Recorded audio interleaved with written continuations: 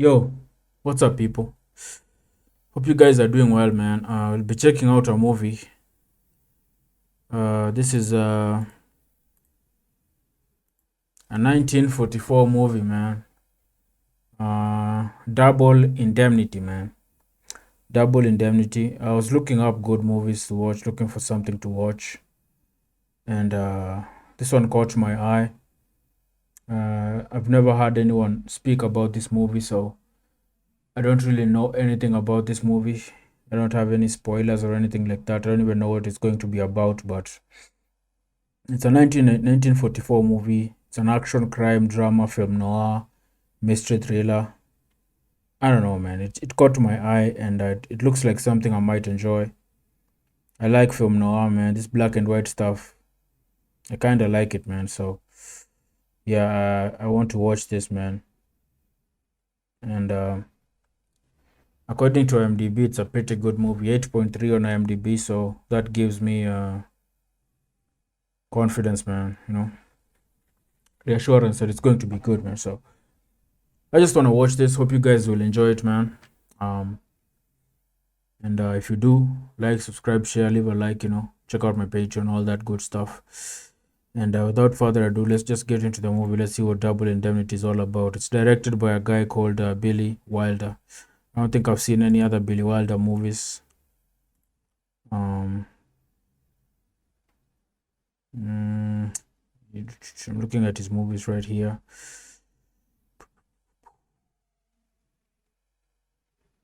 He's done several movies, man. The Apartment. I've heard of The Apartment. I haven't watched it, but I've heard of The Apartment. I think that's another good movie. But maybe we'll look up his movies later after we're done watching. For now, damn, The Apartment. I might have to watch that, man. Good rating too. But let's just get into this. Let's see what Double Indemnity is all about, man. Let's go.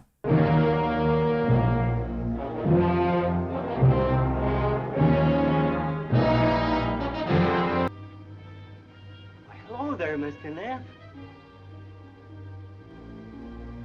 How's the insurance business, Mr. Neff? Okay. They wouldn't ever sell me any. They said I had something loose in my heart. My guy doesn't look very, very good, man. Doesn't look good, man. It looks like he's been through something crazy, man. You said it wasn't an accident. Check. You said it wasn't suicide. Check. You said it was murder. Check. I killed Dietrichson. Me, Walter Neff. Insurance salesman. 35 years old, unmarried, no visible scars. And I didn't get the money, and I didn't get the woman. What is it, Nettie? Who is it? It's for Mr. Dietrichson. I'm Mrs. Dietrichson. What is it? How do you do, Mrs. Dietrichson? The insurance ran out on the 15th. I'd hate to think of you having a smashed fender or something while you're not fully covered. Perhaps I know what you mean, Mr. Neff. On the piano in a couple of fancy frames were Mr. Dietrichson and Lola, his daughter by his first wife. I was thinking about that dame upstairs and the way she had looked at me. And I wanted to see her again, close, without that silly staircase between us. It's a honey of an anklet you're wearing, Mrs. Dietrichson. As I was saying, we'd hate to see the policies lapse. You handle just automobile insurance or all kinds? All kinds. Fire, earthquake, theft, public liability, group insurance, industrial stuff, and so on right down the line. Suppose I bust out crying and put my head on your shoulder. Suppose you try putting it on my husband's shoulder. That tears it. It was amazing dialogue there, man. That back and forth between them, man. Amazing dialogue so far. I love it. Same chair, same perfume, same anklet. I wonder if I know what you mean. I wonder if you wonder. Every month, hundreds of claims come to this desk. Some of them are phonies, and I know which ones. How do I know? Because my little man tells me. What little man? The little man in here. Smack, Galopers, don't you know how to open the door? Just put your hand on the knob. Turn it to the left. Now pull it toward you. That's the boy. But I kept thinking about Phyllis Dietrichson and the way that anklet of hers cut into her leg. Oh, about those renewals, Mr. Neff, I talked to my husband about it. Oh, you did? Yes, he'll renew with you. He told me so. As a matter of fact, I thought he'd be here this afternoon. I was thinking about my husband. I worry a lot about him down in those oil fields. It's very dangerous. Well, not for an executive, is it? Oh, he doesn't just sit behind a desk. He's right down there with those drilling crews. Capital sum? What's that? In case he gets killed. Maybe I shouldn't have said that. Could I get an accident policy for him without bothering him at all? How's that again? It would make it easier for you, too. You wouldn't even have to talk to him. You want to knock him off, don't you? That's a horrible thing to say. What'd you think I was, anyway? The guy that walks into a good-looking dame's front parlor and says, "Good afternoon, I sell accident insurance on husbands"? You got one that's been around too long, one you'd like to turn into a little hard cash? She's tired of her husband. She wants to kill him, man. You get the insurance, man. Based on what we know so far from him talking, from his confession, I guess he helped her, man. He helped her and then she fucked him over later, man. Or something happened. Something went terribly wrong later. He didn't get the money. He didn't get the woman. But I think he ends up helping her. I was all twisted up inside, and I was still holding on to that red-hot poker. And right then it came over me that I hadn't walked out on anything at all. Hello. You forgot your hat this afternoon. Did I? Don't you want me to bring it in? I must have said something that gave you a terribly wrong impression. You must never think anything like that about me, Walter.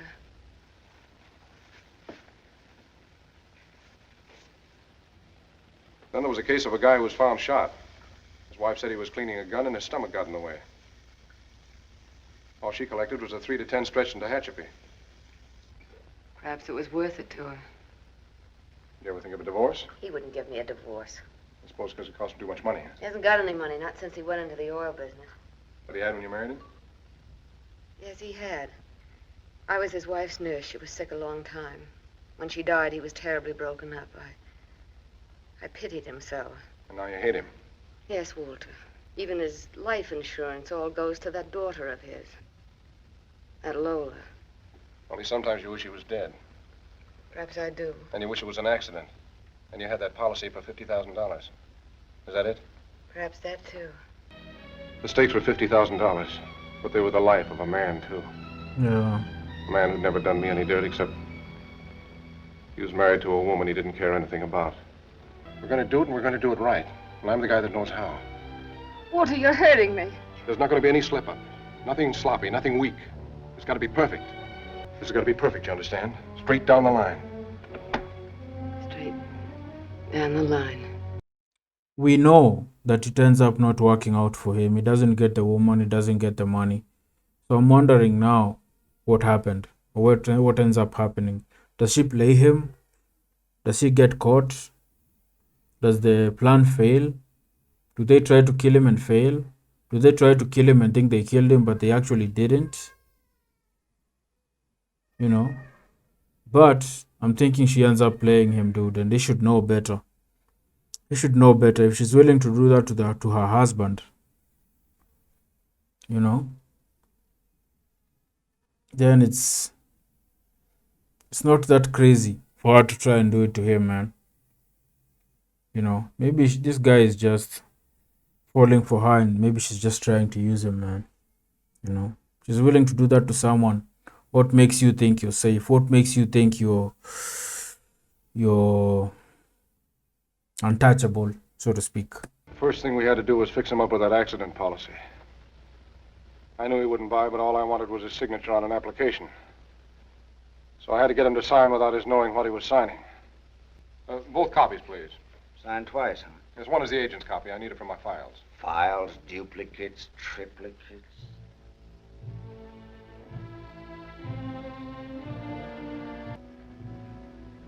Poor guy, man. Poor guy. There's a clause in every accident policy, a little thing called double indemnity. The insurance companies put in as sort of a come-on for the customers. That means they pay double on certain accidents. The kind that almost never happen. Like, for instance, if a guy is killed on the train, they pay $100,000 instead of $50,000. Nino, please. Mr. Neff gave me a ride from the house. I told him all about us. Why does he have to get told about us? We don't have to worry about Mr. Neff, Nino. I'm not doing any worrying. She was a nice kid. Maybe he was a little better than he sounded. But right then it gave me a nasty feeling to be thinking about them at all. With that briefcase right behind my head that had her father's signature in it. and what that signature meant. It meant he was a dead pigeon. When is he leaving on the train? That's just it. He isn't going. What? That's what I've been trying to tell you. The trip is off. What happened? He had a fall down at the well, broke his leg. It's in a cast. Broke his leg. What do we do now, Walter? Nothing. We just wait. The waiting that's getting me. It's getting me just as bad, baby. But we've got to wait. Maybe we have, Walter, only it's so tough without you. It's like a wall between us. To me, a claims man is a surgeon. That desk is an operating table. And those pencils are scalpels and bone chisels. This guy is too good and loves his job too much for them to get this scheme past him, dude. It's going to take some doing to get past Keys, man. He's too sharp, man. He's too sharp and he's too passionate about the job, man. You know?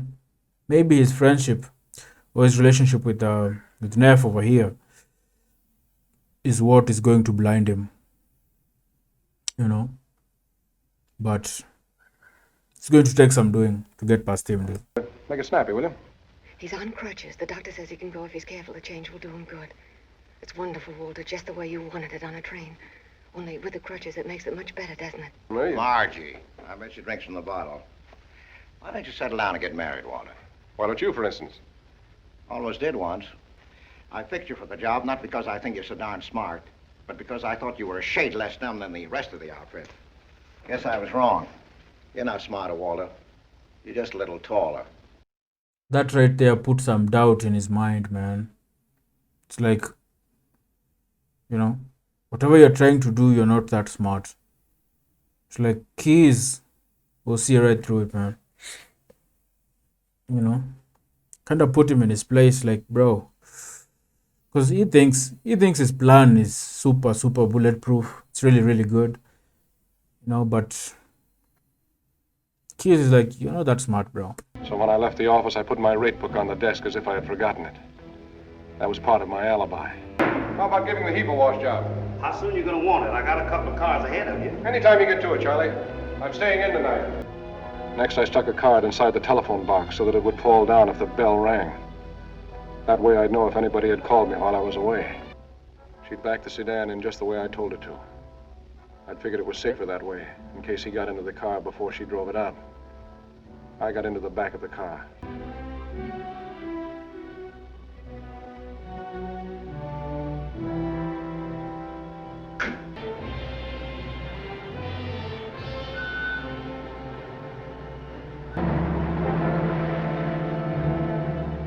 This is not the right street. Why did you turn here? What are you honking the horn for?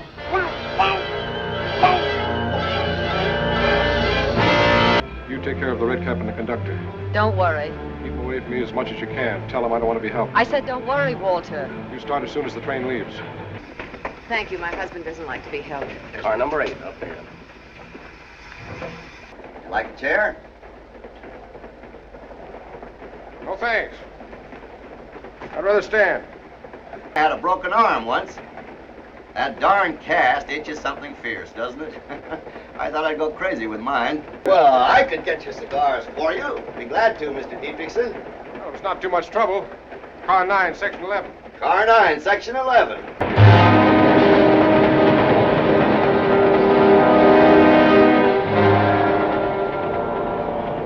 Okay, this has got to be fast.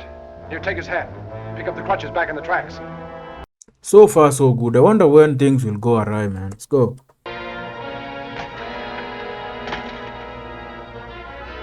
Okay, baby, that's it.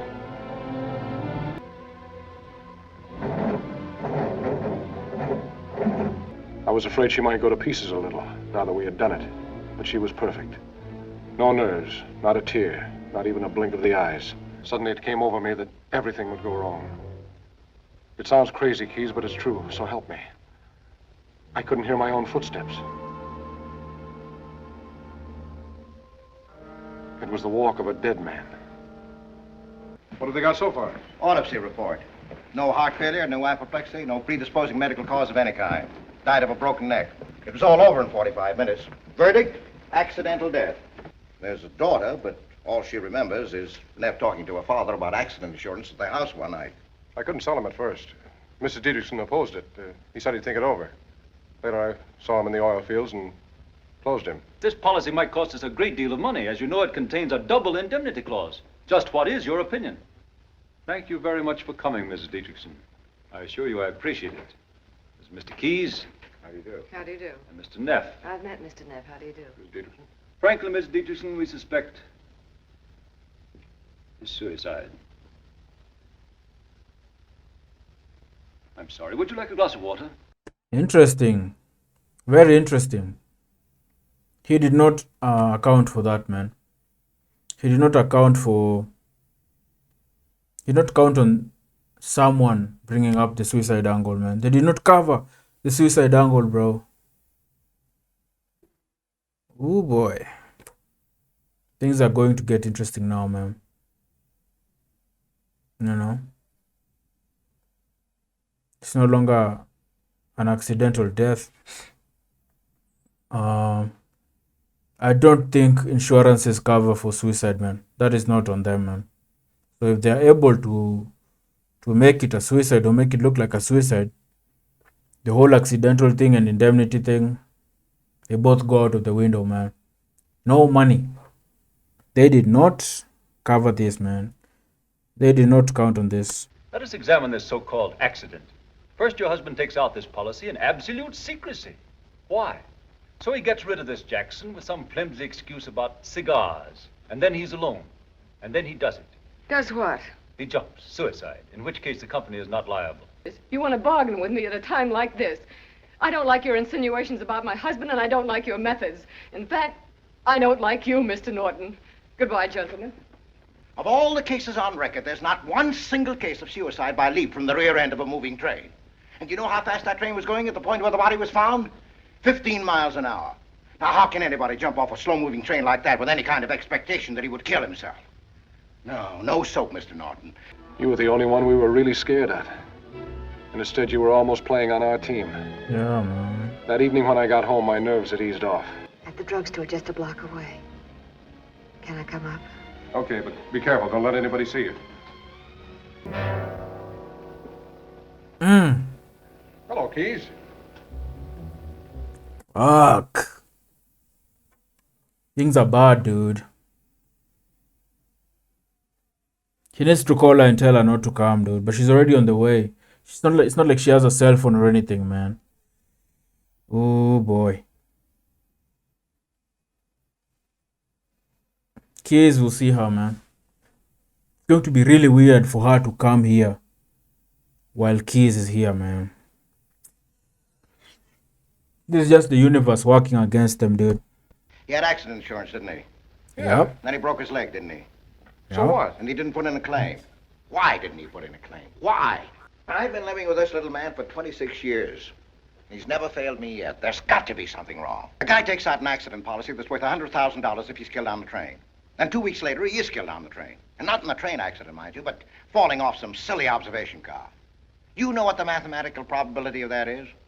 Who do you suspect? Well, maybe I like to make things easy for myself, but I always tend to suspect the beneficiary. I'd have the police after her so fast it'd make her head spin. They put her through the ringer. And, brother, the things they would squeeze out. He can't prove anything, can he? Not if we're careful. Not if we don't see each other for a while. We're not the same anymore. We did it so we could be together, but instead of that, it's pulling us apart, isn't it, Walter? What are you talking about? And you don't really care whether we see each other or not. I have the awful feeling that something's wrong. And I had that same feeling once before, when my mother died. The nurse stood there. She didn't say a word, but there was a look in her eyes I'll never forget. 2 days later, my mother was dead. Whoa. Damn.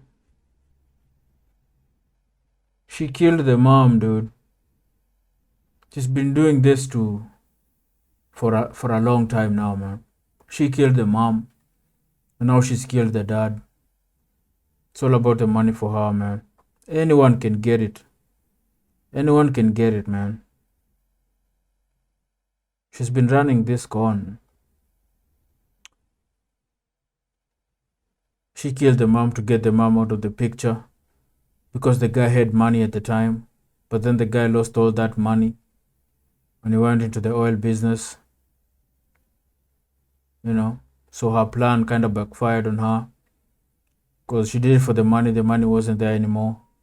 Now she's come up with another plan to get money, man. The insurance scam, dude. The murder. She's been doing this forever, man. Damn. Whew. Let's go. 2 days before I fell off that train, what was Phyllis doing? She was in a room in front of a mirror with a black hat on and pinning a black veil to it, as if she couldn't wait to see how she would look in mourning. I had to make sure that she wouldn't tell that stuff about Phyllis to anybody else. It was dynamite, whether it was true or not. And I had no chance to talk to Phyllis. You were watching her like a hawk, Keys. Outside your door was the last guy in the world I wanted to see.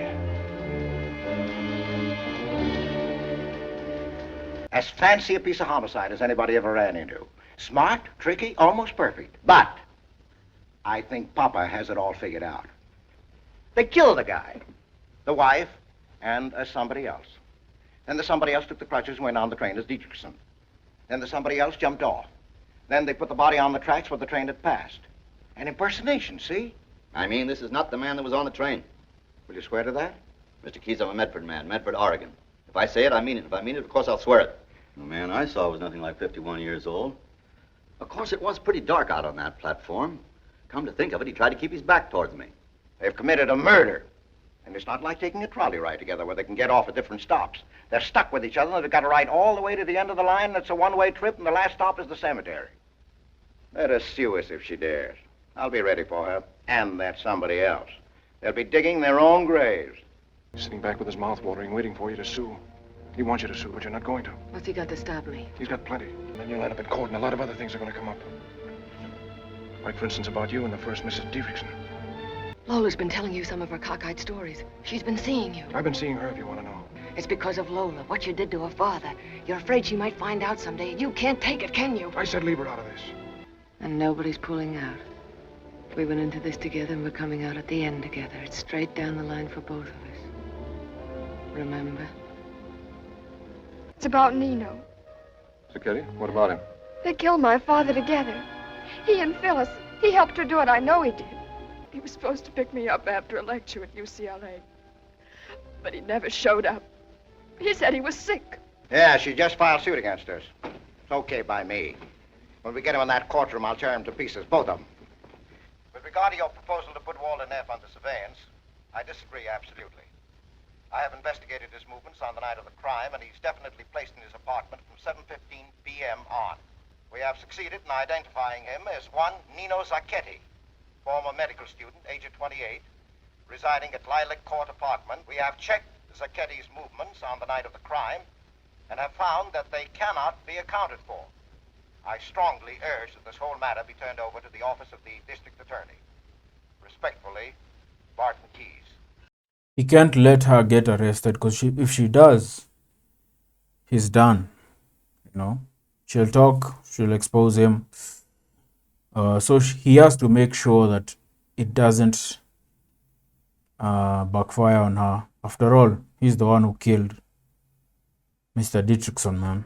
So he has to make sure that she gets away with it. Either that or he kills her. Now, don't worry about Keys. Just leave the front door unlocked and put the lights out. No, nobody's watching the house. Not anymore. What I didn't know was that she had plans of her own.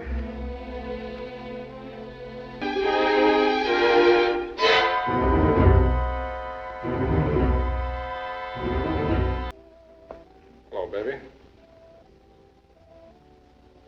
Anybody else in the house? Nobody, why? Just like the first time I came here, isn't it? Yeah. We were talking about automobile insurance. Only you were thinking about murder. He says when two people commit a murder, it's sort of like they're riding on a trolley car together. One can't get off without the other. They're stuck with each other. And they have to go on riding together clear to the end of the line. The last stop is a cemetery. I was a sucker. I'd have been brushed off just as soon as you got your hands on the money. Nobody wanted to brush you off. Save it, I'm telling this. You helped him do the murder, didn't you? That's what Keys thinks, and what's good enough for Keys is good enough for me. Maybe it's not good enough for me, Walter. Maybe I don't go for the idea. He's a crazy sort of guy, quick-tempered. I kept hammering into him that she was with another man, so I'd go into one of his jealous rages, and then I'd tell him where she was. And you know what he would have done to her, don't you, Walter? You got me to take care of your husband for you. And then you get Zacchetti to take care of Lola. Maybe take care of me, too. Then somebody else would have come along to take care of Zacchetti for you. That's the way you operate, isn't it, baby?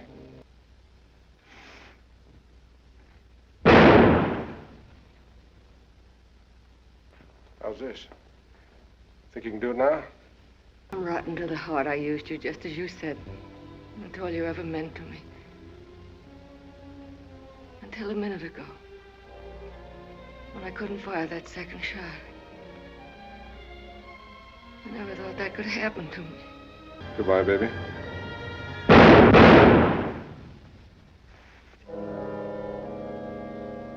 Zacchetti. Come here. I know who told you that. It's not true. Lola's in love with you. She always has been. Don't ask me why. I couldn't even guess. Here. Granite 0386. Now go on and call her. Go on, that way. Hello, Keys.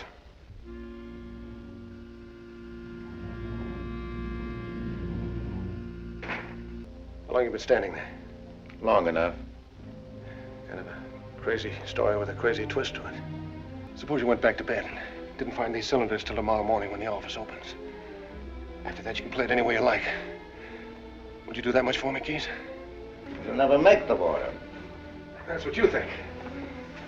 Just watch me. You'll never even make the elevator. So long, Keys.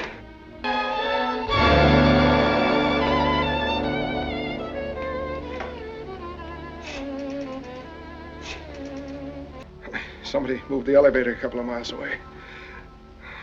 They're on the way. Because the guy you were looking for was too close. Right across the desk from you. Closer than that, Walter. I love you, too.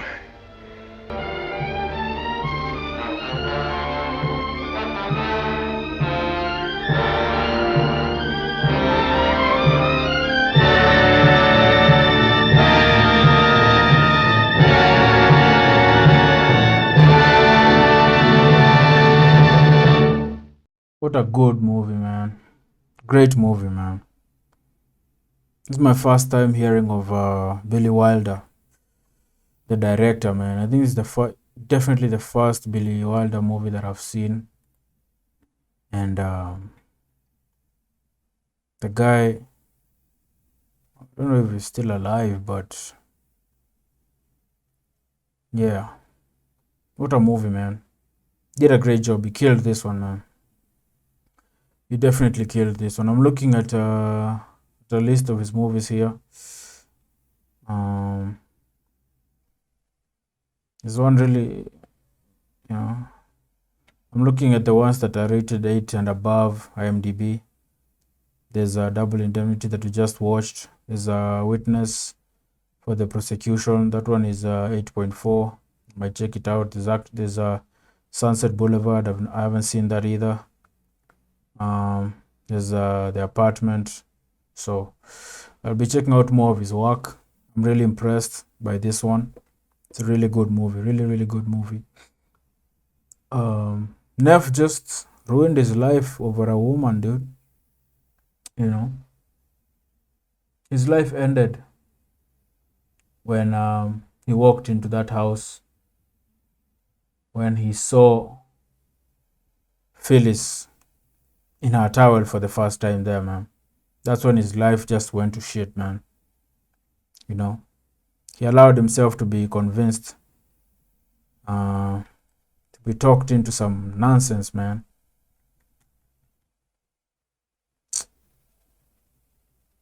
Jesus, man. He deserves it too, man. He killed Dietrichson, man. Poor Lola, man. She's lost her whole family to that fucking snake called Phyllis, man. The moment they brought her in as a nurse, they basically welcomed the devil into their house, man. She killed her dad. She killed her mom. Poor Lola, man. Poor Lola, man. I'm glad at least she got the thing with her and Zaketi. I'm glad at least Neff told Zaketi that he rectified that situation, man. At least he let her have that, even though he killed her dad, man. At least she got Zaketi, man. But she still lost too much. She still lost too much. Dude, what a fucking evil person Phyllis is, man. Jesus. Like she said, she's rotten to the heart, man. She admitted it herself. She's rotten to the heart.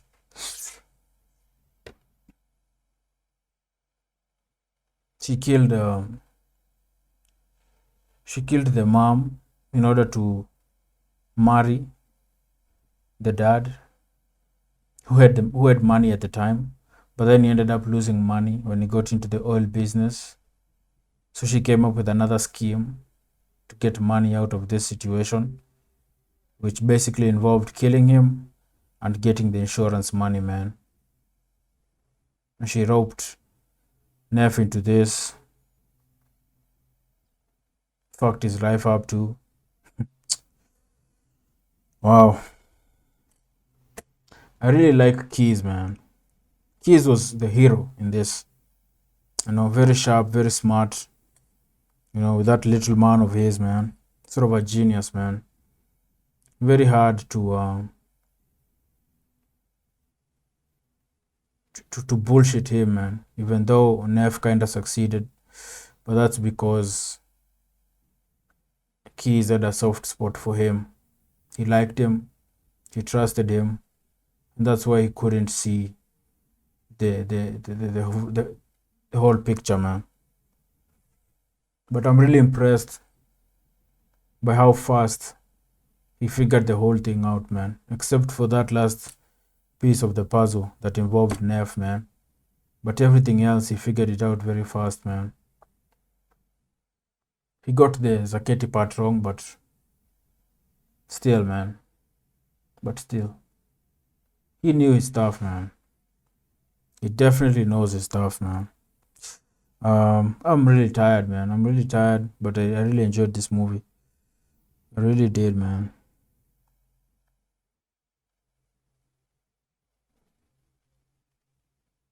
Dude, the plan seemed so airtight at first, and they carried out the plan to perfection. But then they did not count on the brilliance of Barton Keys, man. That little man of his. I guess it's just instinct, man, and just that gut feeling. That little man, that gut feeling is what stopped this from going the way it was meant to go. The plan that is,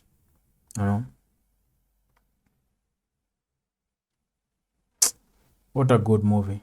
What a fantastic movie, man. This director, I've never heard of Billy Wilder. But dude he's made some amazing movies from what I see here, man. From looking at this list. There's another one called Ace in the Hole, 8.1 on IMDb. This dude has made some good movies, man. And I've never heard of Billy Wilder. I wonder if he's still alive. Let me just Google him. Billy Wilder. I've heard of The Apartment. I don't know what it's all about, but I've heard it, or I've seen it somewhere on some lists or whatever. I need to watch it, man. I need to check out his work, man. He passed away in 2002, man. He was born in Poland, 1906. Died in 2002. He's made some amazing movies, man. There's Some Like It Hot. That's another highly rated movie of his.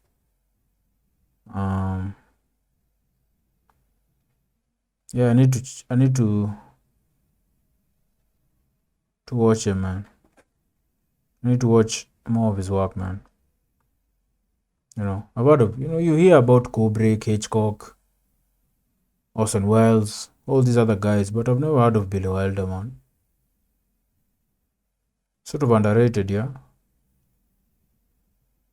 He looks like the younger version of him looks like the little guy from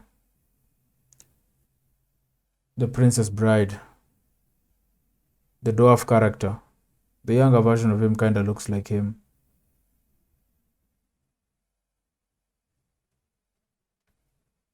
Maybe maybe it's just me who doesn't know about him, but yeah, guy's good, man.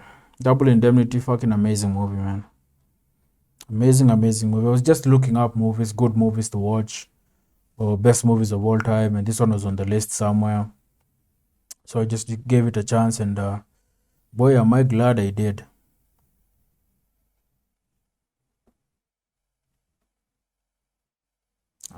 Probably the only person who, he's probably a very famous director, very respected and lauded, but this is my first time hearing about him, man, and watching his stuff. So yeah, Billy Wilder.